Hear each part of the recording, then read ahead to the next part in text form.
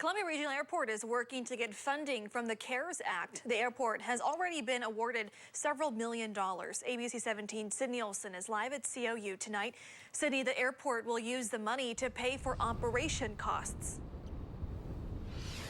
Deb, those operation costs include things like maintenance, utilities, and even paying employees. I think what this really does for airports across the country is it positions them to be able to meet that demand once the country starts to come out of the restrictions that they're in. COU applied for money through the CARES Act and is eligible for around $18.7 million. The airport has been awarded $8 million so far for operation costs.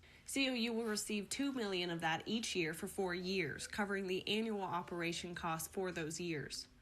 Now, the city is hoping to get the other $10.7 million for development like infrastructure projects.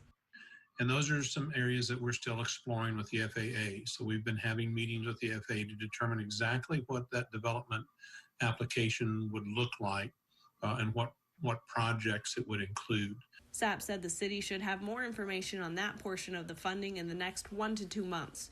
But the money COU has already received will prevent the city from having to decide where it can cut corners to save money. Had we not received monies from the CARE Act, we would certainly be making some very hard decisions right now as to probably, what we were going to give up at the airport. That $8 million will come in the form of a reimbursement grant, meaning COU will pay for those operational costs and then get the money back through the CARES Act. Reporting live at Columbia Regional Airport, Sydney Olson, ABC 17 News. Thank you, Sydney. The city also says the projects at the airport, like the runway extension and construction of a new terminal, are still on track.